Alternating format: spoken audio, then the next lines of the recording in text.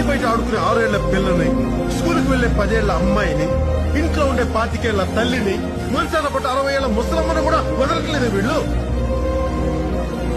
వాళ్ళు వీళ్ళని ఏం టెంప్ట్ చేస్తున్నారు యువరానా? ఏం టెంప్ట్ చేస్తున్నారు? ఆడదైతే చాలు, ఒంటరిగా కనిపిస్తే చాలు, ఏమైనా చేసేస్తారు వీళ్ళు. ఏమైనా సమాజానికి చాలా ప్రమాదకరం. అందుకని అమ్మాయిలకి 6 దాటితే కర్ఫ్యూ విధించండి, చదివించకండి, ఉద్యోగాలు చేయనివ్వకండి, తలుపుల వెనకాల పరదాల వెనకాల సాంప్రదాయమైన తాళ్లతోటి కట్టి బంధించేయండి.